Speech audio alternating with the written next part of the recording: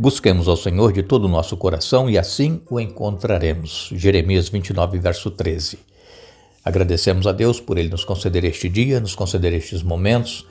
Agradecemos a vocês que estudam conosco a Bíblia cada dia, que compartilham com outras pessoas, a todos que são inscritos no canal Hora Tranquila no YouTube, que clicam no dedinho de joinha, a vocês que nos escrevem dizendo de onde estão acompanhando. Queremos aqui mandar um alô especial para Alda Mota, também para Alziro e também para Clesiane, Terezinha Brandão, Abdias Oliveira, Maria Damasceno, Ricardo Bosquete Novoa, Ruth Chanalu, Antônio Sabino da Silva, Luísa Manuel, Jomara Cristina, Maria Célia, Nancy Mota, Marilu Rocha, Elane Cordeiro de Castro, Ivanete Moutocaro, Claudete Correia Machado, parabenizando o irmão Jair Correia Machado, que está aniversariando hoje, parabéns Jair,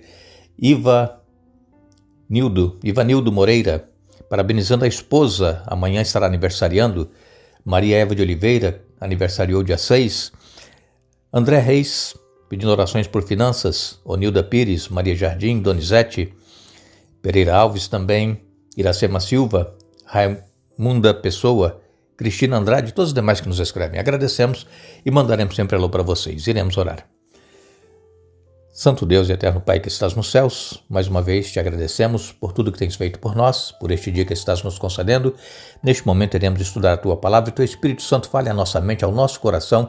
Nos ajude, Pai, a entendermos e tomarmos a decisão de colocar em prática em nossa vida os Teus ensinamentos.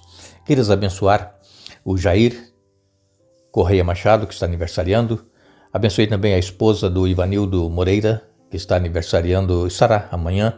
A Maria Eva Oliveira, que aniversariou dia 6, e todos os demais que nos escrevem pedindo orações, todos esses nomes que nós citamos aqui, que recebam as bênçãos, Pai, que sintam a Tua presença e o Teu poder atuando em suas vidas. Nós te pedimos agradecidos, em nome de Jesus. Amém. Hoje nós estaremos finalizando esse nosso segundo estudo desta nova série. Esta série nós estamos estudando sobre alusões, imagens e símbolos e como nós devemos fazer para estudar as profecias da Bíblia. E durante essa semana nós estivemos falando sobre a importância do livro de Gênesis. Ele é o fundamento para toda a Bíblia. E nós temos no Gênesis citações que são usadas durante todos os livros do Antigo Testamento e também no Novo Testamento. Todos os escritores do Novo Testamento, eles eram conhecedores dos escritos do Antigo Testamento, que era a Bíblia que existia naquela época, e então eles eram familiarizados com estes assuntos. E quando nós vamos então estudar profecia, nós precisamos ter tempo e fazer anotações e comparar versos bíblicos que falam do mesmo assunto, porque a Bíblia ela vai se explicando a si mesma. Nós sabemos que é muito importante nós pesquisarmos a Bíblia, nós termos tempo para isso, porque quando nós apenas lemos superficialmente a Bíblia ou quando nós apenas ouvimos alguma explicação, algum comentário, como nós estamos fazendo aqui, não é suficiente. Nós precisamos então ter tempo para estudar, fazer anotações, sublinhar, marcar a nossa Bíblia e então nós vamos assim começando a compreender a palavra de Deus. Aqui no livro de Gênesis, durante esta semana, nós fizemos algumas citações, como por exemplo, o Cordeiro. O Cordeiro, ele aparece aqui no livro de Gênesis, especialmente em Gênesis, no capítulo 22, quando Deus pediu a Abraão que sacrificasse o seu filho, a quem ele amava, a Isaque, e então Isaque já estava sobre o altar, onde Deus havia determinado que Abraão fosse, na terra de Moriá, iria mostrar o monte, e lá então, antes de chegar ao cume do monte, Isaque, que estava levando a lenha, o fogo, o cutelo, ele perguntou ao pai: Pai, aqui nós temos a lenha, o fogo, o cutelo, que é a faca, né? E aonde está o cordeiro? Vejam, é a primeira vez que é citado aqui na Bíblia, o cordeiro. E sabemos muito bem que Jesus, ele é o Cordeiro de Deus que tira o pecado do mundo, porque desde o princípio, quando Adão e Eva pecaram, que um animal foi sacrificado para fazer vestes de pele de animais para Adão e Eva, foi um cordeiro que foi sacrificado pelo próprio Adão, que teve que sacrificar aquele cordeiro. E então nós vemos que agora, quando Abraão vai sacrificar Isaque, Isaque pergunta onde está o cordeiro para o sacrifício. E Abraão disse, Deus proverá o cordeiro. E quando Isaque já estava sobre o altar, sobre a lenha, Abraão já ia sacrificar o seu filho, Deus segurou a mão de Abraão para que não sacrificasse Isaque. Ele disse, Abraão, agora eu sei que você me ama. E Abraão olhou para trás e viu um carneiro preso nos arbustos que havia atrás. E então aquele cordeiro que foi providenciado por Deus foi sacrificado no lugar de Isaque. Deus, irmãos, ele tem o controle de todas as coisas. Deus, ele estava aqui provando se realmente Abraão amava mais a Deus do que ao filho Isaque. Porque muitas das vezes nós amamos mais pessoas, familiares, amamos mais coisas materiais que nós temos do que o nosso próprio Deus. E todas essas coisas que nós temos, mesmo a família, é Deus quem provê, é Deus quem nos dá sustento, é Deus que faz com que nós mantenhamos a união, o amor e também consigamos coisas e tenhamos suprido as necessidades básicas de nossa família. Deus, ele tem o controle de todas as coisas. Agora, nós sabemos que neste mundo, nós todos um dia passaremos pela morte, a menos que Jesus volte antes, mas até a volta de Jesus, todo ser humano passará pela morte. E às vezes nós não gostamos de falar sobre este assunto, porque é um assunto, né, que mexe com os sentimentos, né? Todos nós já perdemos entes queridos e ninguém quer morrer. Nós fomos criados para viver eternamente. Mas com a entrada do pecado, veio também a morte, porque Deus disse a Adão e Eva, se eles comessem daquele fruto, eles iriam morrer. E como eles comeram, então entrou a morte. E a primeira morte que aconteceu foi a morte de Abel, que foi morto pelo próprio irmão Caim. Abel, ele era temente a Deus, Abel, ele ouvia a voz de Deus e procurava fazer a vontade de Deus. Já Caim, ele não se importava com isso. Caim, ele vivia a sua própria vida, ele sabia que existia um Deus que tinha o controle de todas as coisas, mas fazia as suas próprias vontades. E então ele tirou a vida do seu irmão Abel, e Deus disse que ele seria agora um andarilho e sairia andando pelo mundo, mas que Deus colocou um sinal nele para que ninguém o matasse, ninguém tirasse a vida de Caim, porque ele tirou a vida do seu irmão. Nós sabemos, irmãos, que o salário do pecado é a morte, nos diz Paulo em Romanos capítulo 6, 23. O salário do pecado é a morte, mas o dom gratuito de Deus é a vida eterna em Cristo Jesus.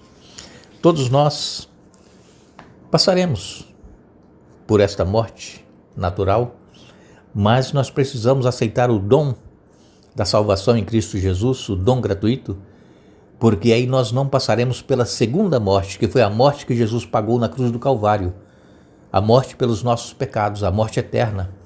Todos aqueles que confessarem a Jesus Cristo como Senhor e Salvador, crerem nele, forem batizados, serão salvos, é o que nos diz a palavra de Deus.